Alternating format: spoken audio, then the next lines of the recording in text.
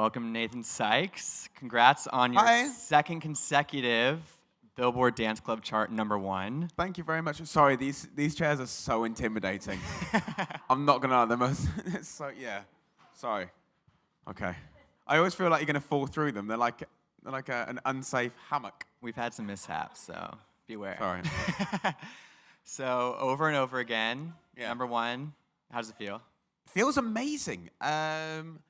And it's really rewarding that it's kind of worked out in the dance chart because I wrote the original ballad with the intention for it to lend itself really well to a dance remix. So it's really rewarding as a songwriter that you've kind of seen that vision and it comes off really well and you're like, oh. And it's done really well in the UK already. Yeah. But what was your first when Kiss Me Quick went #1? What was that like? What was that feeling? When Kiss Me Quick went #1, it was obviously fantastic because it was my debut single, and it was like a big confidence boost to me, I think, as an artist. And I was like, oh, this is really cool. People believe in me as a solo artist. This is awesome. And I think with the sound being very different to what people were used to hearing from me, like I said, it was just really, really rewarding and just like really encouraging, I think, as well. Yeah, how would you describe that your new sound, your solo sound? Just very different, I think, to what people would have heard from me in the band.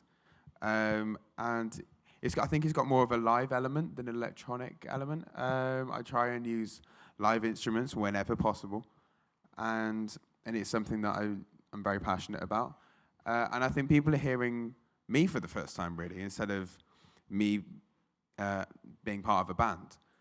And they're hearing your voice, too, in terms of the writing. Yeah, absolutely. You wrote over and over again. I did. I've written the whole album myself, and that's been really cool. So I'm sharing like really, really personal experiences with everyone, which is obviously a big step to make from kind of just writing 1 or 2 songs per album. I mean, it was amazing that they ended up being singles.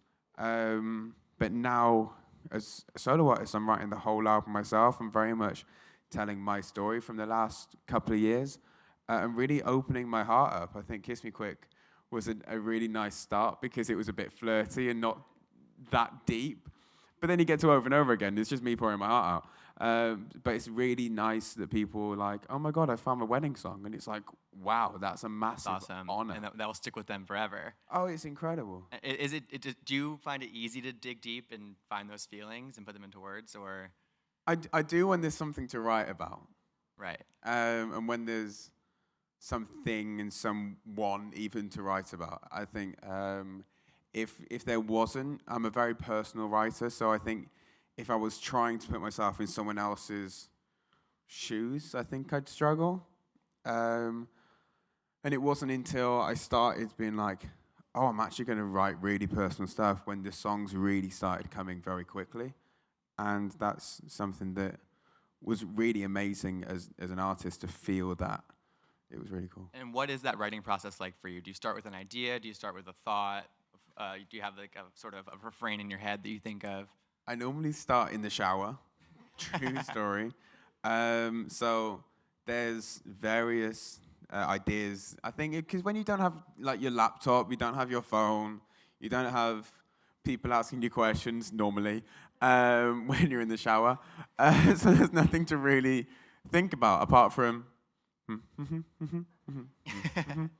And then that normally turns into a song idea. And you're like, hey, okay, so there's 2 songs in particular that started in the shower. Money's definitely started in the shower, and Famous definitely started in the shower. They all started in the shower. Yeah, so that's like 2 of my favorite songs in the album. So it was really cool that they came from those experiences. And then I've started writing ideas. Like, I'm always writing. I'm one of them people that just always write. So I'm already kind of not thinking ahead as such because I'm very, very much focused on now. But I'm one of them that like write an idea down and like a year later I'll be like, oh yeah, what was that idea that I wrote in the shower that one time that was like really high? And I go back through my phone and I'll be like, oh, okay, that was really good. Do these songs come in spells, or do you sort of have these moments? Um, yeah, I think so. There was like a period over Christmas when I was writing a lot, and I was like, "Oh, okay, I need to get back in the studio because I'm singing a lot in the shower at the moment." And those ideas have turned into really fun songs. And and yeah, some of the ideas in particular have really kind of come on to change some plans, which has been exciting. And so over and over again, you originally released it in the fall, I did, yeah. and you had a music video for it, and now you just re-released a new version with Ariana Grande, who's your ex. What was that process of getting her on the song like? Very easy. Very easy. I mean, it's Shoot her a like text, shoot Ariana Grande a text, or how did it happen? no, you know what? I think I used to work with Scooter, and I think everyone I work with like knows the Scooter camp very well. Like I'm still in contact with the Scooter camp, and it was like a very quite easy conversation to have really. Like when I originally wrote the song, I was like, this song would really lend itself to a duet. And I was like, Ari would sound great on this. I completely forgot about that. And then when I heard the song on radio, I was like, Ari would sound great. Oh yeah, I had that idea that Ari would sound great on this. So we just got in contact and was like, listen to the song, see what you think. And she was like, yeah, cool. And then literally it happened just before Christmas. And then by I think the start of January, wasn't it? It was like, oh, and here's the song. Everyone was like, where's that come from? Okay. And your voices meld really well together on the song as well. Thank I feel you. like, yeah. Cheers. You know what? I love singing with really talented vocalists. I've got to sing with some incredible talent. I've got to sing with Jessie J, Megan Trainor, and of course Ari before on Almost It's Never Enough. So I've got to sing with some great vocalists, and I really, really enjoy that. So obviously to have an opportunity to sing with Ari again is an awesome one, and I think it shows real maturity actually. That we can both put music first and do what's right for music. And remain friends and all that. Absolutely, absolutely. I'm one of them really annoying people that just stays in contact with all my exes anyway. So I think it's just like, hey, it's for the good of the song, and let's not let anything get in the way of what is most important to us, which is music. And it seems the fans also reacted really well to that. Yeah, I mean, did you? No, you know what? The reaction's been absolutely incredible, and I'm very grateful to all the positive feedback. But then also people enjoying both versions as well and discovering the dance versions, which has obviously caused it to go #1 on the dance club chart again. So it's so nice to see all the different versions getting recognition, and then obviously with the version with the video, which was the most creative day on the planet. The day I wrote Over and Over Again, I wrote the video for the song on the same day. So I was like typing the lyrics on my laptop and writing the idea to the video on my phone. I mean, I'm so 21st century. So it was just such a productive day. And I'm so glad that all these different ideas have really worked out. And the video was just such a special video for me. And one that I really, really enjoyed seeing come to life. Right. And what about the rest of the album? Because I know you worked with Babyface and Diamond, Yeah. the legends in the music industry. I mean, like, just the most petrifying thing on the planet. When you're saying to Babyface, no, I disagree. I think it should be that. He's like, did I just disagree with Babyface over a songwriting thing? So but it's fantastic that as songwriters, they're open to working with people, and it's really great that he was so accepting to my ideas, and we wrote the most heartbreaking song. It's one of them songs that you almost like you enjoy listening. Well, I enjoy listening to it, but you don't really want to listen to it again. But you're like, yeah, but I enjoy it. But then, do you know what I mean? Because it's very sad. What about the sound on the rest of the album? Is it the same as what we've heard from you in these first 2 songs, or is it? What can we expect? You know what? Something. There's a variety on the album. There's obviously the more fun, like playful side of the album, like Kiss Me Quick, and then there's the more let's say, emotional side of the album, and then there's, I think, a side that just goes really deep, which I don't think you guys have really heard yet, especially lyrically. And then there's another new side to the album, which is quite exciting. A surprise. Yeah, it's like rap mixed with opera. Guys. No, I'm joking. Come on, who thought I was I think being we serious there? Was it the straight face that did it for you? Yeah. No, it's quite chill. It's cool. And so, and let's see, 4 or 5 years ago, you broke out with The Wanted, and that was a major moment for you. Yeah. What have these past 5 years been like? Has there been a really big pinch me moment that you still kind of think about? I think meeting Stevie Wonder was That's the amazing. moment. When was that? It was at the Billboard Music Awards. I remember that being the most stressful day on the planet. That was like, it was horrendous on so many levels. And like in the space of 5 minutes, I met Usher and Stevie Wonder, and I was just like, okay, cool. This is the best day ever now. So that was like a real moment. I then sobbed like a baby for like 50 minutes. But that was a real standout moment for me. But I think you know what I really enjoyed? I enjoyed like doing all the groundwork and learning a lot. Because I've been from all the knowledge that I gained in the first couple of years in particular, like with learning about the music industry, learning from all the school tours we did in the UK, and to be fair, even over here as well.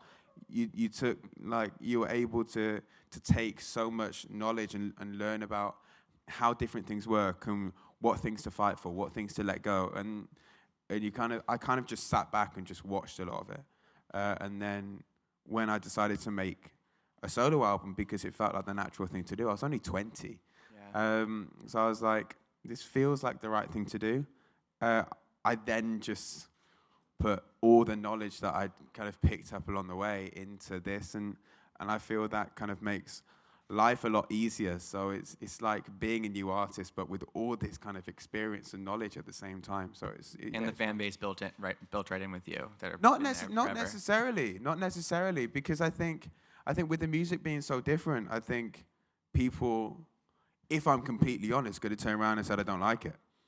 They could have done, and I think a lot of people would have expected me to do an extension of the band. I think people would have expected me to try and rewrite "Glad You Came," but I think at the end of the day, the one thing that I always say is that don't pretend to be someone that you're not. And I think as a band, we all brought something different to the band. And I think for me to try and be the band as a solo artist would almost be disrespectful to the other 4 guys, because I'd be trying to take elements of them to make me. And that isn't the way that people should work in life. It's like, if anyone works in an office, do you look at the person next to you and go, oh, I'm going to try and be you to get this work done? Do you know what I mean? Right. So I was like, I'm just going to believe in myself, believe in any ability that I have, and kind of write what feels natural to me, and not really plan on writing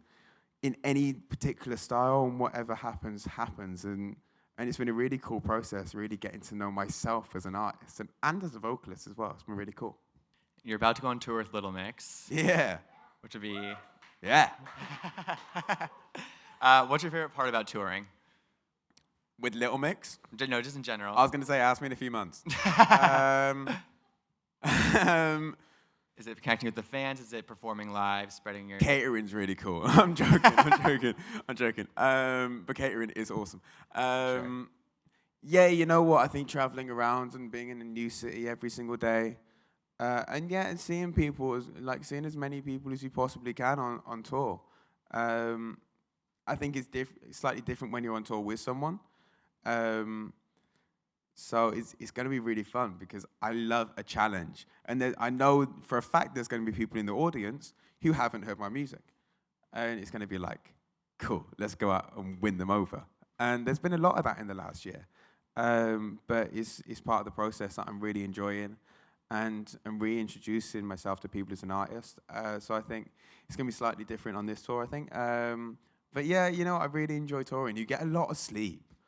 That's Yeah. really cool. I think when you're doing promo and stuff like that, it's like we were up at 5 o'clock this morning, and then I think with what goes on in my mind always runs at like 3 billion miles an hour. So I'll be up till like 2 o'clock tonight, and I'll be up at like 6 tomorrow. So you get to sleep so much more when you're on tour, and you also get to see loads of people as well. And everyone's like amazingly friendly and welcoming, and it's cool. Do you plan on writing while you're on tour, or is that hard to do? You know what? If I did Okay. that, I'd end up writing the second album, and I'm trying to stop myself from Take a doing that break. anyway. So I think I'm going to take a break from writing for the time being, and fully focus on not going back in on songs that I've already written, because I'd end up like pushing the album back in further. And I think if I did that, I would get hunted down, and it wouldn't be very pleasant. So I'm going to very much just kind of stick with the date that I've got in mind at the moment for the album, and really kind of give myself a break on the creative front and just really focus on having fun. Who are your biggest musical inspirations from nowadays that are currently, From now, yeah, like looking at the current landscape of pop music? Who are you sort of impressed by? you know what? I think it'd be very easy for me to turn around and be like Ed Sheeran, Adele, Bruno Mars, which is true. Like, I admire every single one of them. But you know what I'm loving at the moment? I'm loving listening to a lot of new artists, and the younger artists. There's this like new generation of talent coming through, and it's a really, really incredible time for music. Like Alessia Cara is Amazing. incredible. Let's talk about Tori Kelly for a minute. It's just like, come on. And like, whose album was I listening to? Troye Sivan, I was listening to his album the other day. Crazy. And like, then obviously you've got like Charlie Puth and like Megan Trainor, and do you know what I mean? So you've got a lot of talent at the moment. So it's really great that there's a lot of fun stuff happening. Shawn Mendes as well. He's really Yeah, talented. he's awesome. Yeah, so I'm a big fan of him. So yeah, it's a really, really, really good time for music. What about some musical idols, people you looked up when you were growing up? I listen to old stuff. I listen to like Frank Sinatra, Donny Hathaway, like Ray Charles, Stevie Wonder, Boyz II Men. Grew up listening to Boyz II Men. So yeah, I think kind of older stuff. Boyz II Men would be mad at me for saying that it's like older stuff. They'd be like, it's not old. But I think you can hear some of that influence in some of your solo material, some of that old Thank you. sound. Yeah, Cheers. it's clear. Thanks. What's your favorite way of connecting with your fans? Do you like on Twitter? Is that your favorite to just kind of create a dialogue? Yeah. You know what? I think it's very easy for you to sit there and be like, I'm gonna look for the negative stuff on Twitter, and that was like totally me. Like over the last 5 years, I'd be like, let's look for the negative stuff. Let's fight people, and I'm like, but now I'm just like, no. I'm done with all that nonsense. It's so boring and draining. And I mean, you're never going to meet these people because they're clearly not fans of you. They're never going to come to one of your gigs. And it's just like, just let them live. Just like, let them stay in their little hole and be happy there. So I just mute and Don't read the comments. yeah, and just move on to the people who are going to be happy and supportive. And I think like the more that I can encourage people to be supportive to one another on Twitter and like tell people about new artists they're listening to. I love seeing stuff on my timeline. Like, hey, have you heard this new Leon Bridges track? Another great new artist. Have you heard this new Leon Bridges track? And it's like, no, but I have now. Thank you for sharing that. So I loved seeing people sharing new music with people. And supporting other artists. Yeah, and I think that's the way that Twitter should be used. I think it's so draining when you see people fighting with one another because they're bored. It's just like, go and get a hobby. And I think if Twitter was used more for sharing music and being supportive to other artists instead of being like, my favorite's better than your favorite, it's like, can't everyone be... There's room for everyone. Of course, music's like a really, really big place. And especially with like all the streaming services at the moment, people can listen to as much music as they want. You don't have to choose. So I think, the more I can encourage that, the better. Speaking of streaming, obviously there's kind of people are listening to their music in a ton of different places these days. In the what? They're listening to music on iTunes, on Spotify, Oh, whatever. everywhere. How do you listen to music? With my headphones. Right. Naturally. I'm being politically correct. Uh-huh. No, you know what? I try and enjoy as many different services as possible. To be fair, I still love going to shops and buying albums. Mm-hmm. Like if I support an artist, like that for me is like the stamp of I'm obsessed with you. Yeah. It's just like Dedication. going into the shop, getting the album, and then putting it on your shelf at home, being like, yeah, that's a good album. I like that artist. So I think nothing really beats that for me. But I think at the same time, obviously, it's so like convenient, like traveling around to be able to just log on and be like, hey, I want to listen to this playlist today and discover new artists and stuff like that. And obviously with all the different playlists they have, it's really cool. So I think it's a very exciting time for music. Yeah. All right, well, Still being politically correct. we're going to turn it over to the audience right now for audience questions. Oh no, this is where it all goes wrong. We're going to start with a question from an online viewer. So Oh, okay. Tasha would like to know, when you're on stage, what do you think is the biggest difference between performing with a band and performing alone? Okay, when I perform with a band, I don't think about other stuff. When I'm sat at the piano, I think about everything. I think about what I'm having for breakfast, what I'm doing later tonight, what type of wine I'm going to be drinking. Literally, I think about so many different things. Like I was thinking about the rest of my day. I was doing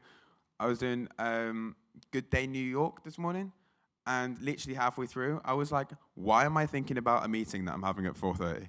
I was like, what's wrong with me? My mind really wanders. I was doing a gig in Newcastle. I did like a small run of shows to introduce people to my music in the UK, but just over, oh my God, that was a year ago. And halfway through Over and Over Again, I was like, what am I having for dinner tonight? And I was like, I really fancy fish and chips. And then all of a sudden I'm like, bang, wrong note. And I'm like, I don't know what to do. I don't know what to do here. I'm gonna panic. I'm panicking. But now I've like learned to just control my fingers and think of what I'm having for dinner. So in some ways, there's more pressure on you as the solo. It's all on you. Playing the piano, Yeah. singing words. I thought you meant like a band, like the band I take around with me on tour. Okay, sorry. I'm confused. I'll answer that question again. So what I meant by that is like the band that I take around on tour, I go around with an 8-piece band, which showcases like the other side of the album that's not so stripped back. And that's what I mean by when I'm sat at the piano with my mom. Right. Going back to that question from Tasha. Memory. I think it's just very different. I think you're obviously singing a lot more. I think when you're in a band, you get very comfortable singing between like 5 or 6 notes because everyone's got a different range. Everyone sings different parts because it suits their voice. But now I'm singing over a good couple of octaves, so it's just like I'm using so much more of my voice. So I've got to be a lot more switched on, and I've got to concentrate a lot more vocally where I'm going. But I think as a vocalist, I'm a lot more advanced than what I was in the band anyway. Right. So it's being able to kind of figure out what's happening, and then if something goes wrong in the show, work your way around it and find out what's happening, find a solution whilst still doing the show and stuff like that. So it's like the show I did at the Gramercy, I was just trying to fight not passing out because I was so ill during that show. The doctor was like, you should cancel this show. And I was like, no. Now listen here. There is nothing on this planet that is going to stop me from doing my debut show in America. And the fact that it's sold out and there's people waiting for me to perform, that's not going to happen. So I was like, cool, right, let's do it. Like literally staggered to stage. Nearly passed out before I went on stage, and I was like, okay, cool, let's go and do a show. Did the show, got off stage, and like passed out. But it's I don't know, it's fun. Next question. How's it going? Thank you for being here. Hi. So one of your older songs, "We Own the Night," was remixed by the Chainsmokers, as you know. Yes. As an artist, what's your emotional response when another artist remixes your song? Do you see it as a compliment, them liking your song enough to try and make it their own, or do you see it as them trying to steal your thunder? It's a good question. No, it's an absolutely massive, massive compliment. I think, especially for me as a songwriter now, like I love the fact that Cahill's done a remix to Over and Over Again, and Elefante's done an incredible remix to Over and Over Again, and then the remixes have gone on to top the Billboard Dance Club chart, which is just incredible. So I do think it's a massive compliment that people are willing and invested in your music to want to put their spin on it. But no, I don't think it's stealing your thing. If they like stole your song, did a whole new production, and then revocaled it and got someone else to do the vocal, then it'd be like, That's mine. why is someone else singing my song? But no, I think it's amazing. And to be fair, even when you see people doing interpretations of your song on YouTube and stuff like that, like I love sitting there and watching people sat behind a guitar singing over and over again and stuff like that. It's so nice to see. And it's so amazing that a song that you've written, it can be sung by so many different people in so many different ways. It's really touching. Next question. Hi. Which artist or producer would you like to work with next? I'm so sorry. I completely missed you. Sorry, what was that again? Which artist or producer would you like to work with next? Ooh, good question. I don't know. You know what? I've got to work with some really like incredible producers on this album. I got to work with Diane Warren, Babyface. Harmony Samuels is my executive producer on this album. I got to work with London Noise on Kiss Me Quick, which they are just the most incredible talent. And yeah, I think like I've been really, really lucky that I've got to work with some like really like a mixture of just knowledge and legendary status people, and like new and like almost like carefree people where they're just willing to try so many different things musically because it's so fresh. So I think I don't know. I'm kind of not answering your question, but I will do. Who am I going to say? Ideal producer. You know what? I'd love to write with Ryan Tedder. I'm a big Ryan Tedder fan. Ryan Tedder is a fantastic musician and just the most unbelievable songwriter. And I've got so much respect for him. So that would be a really, really cool writing session, I think. That would be amazing. Last question. Hi. Yo. I have two quick questions. One, when is the album coming out? Because those bops at Gramercy Theater were like, I loved the music. Like Thank you.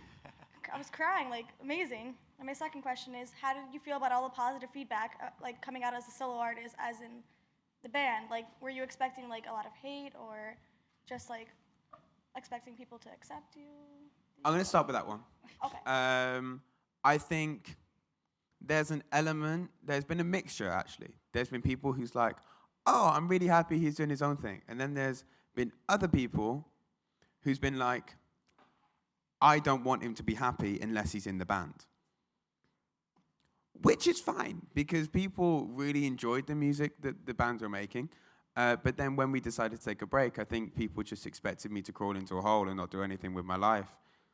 Until one day we were like, oh, let's make music again. But I'm not like that. I'm a very proactive person. I love making music. I love writing music. I love performing. And the thought of stopping doing that was heartbreaking. So I think it's been really like heartwarming that people have been very responsive, and new people as well as old people. Like there's so many new people who are like, I love your music, which is fantastic, and not kind of thinking about too much where you came from. It's like there's so many almost weird compliments like, hey, that short one from The Wanted's good, and it's like, thanks. Is this a compliment or like? And then it's like, oh, I never thought in a million years you'd be able to do that, and it's like, oh, that's such a nice backhanded compliment. So it's been awesome. But I wasn't just gonna sit in a dark room somewhere and waste my life away. Like music's something I care so much about, and yeah, there's still still time for me. I'm still young as well. I'm only 22, so it's just like. And the other question I've completely forgotten. Oh, when's the album coming out? The album's coming out. Soon. I'm not gonna say. I'm gonna get something thrown at me if I say the word soon. No, you know what? I've added some stuff. Can I say that now? I mean, I've just said it. I've added some stuff, and you'll be hearing that before you know it. But the album will be definitely out in the fall. I'm not gonna push it back anymore. I don't think. All right. But it's like the most of the album is ready. It's ready to go. So there's just a couple of songs. Listen to over and over again while you wait. Over and over again. So you know what? It's really exciting. Obviously, it's building incredibly over here at the moment, especially on radio. Have they announced the chart news yet? No. Oh, done it. So we've just debuted in the top 40 on Awesome. the pop chart, which is fantastic. Give it up. Come on. So I'm not Awesome. sure if that's official or anything yet, but All right. Just Well, done it. I think that's all we have time for. But everyone go by and listen to it over and over again. And thanks for coming. that's all right. Guys, thank you so much.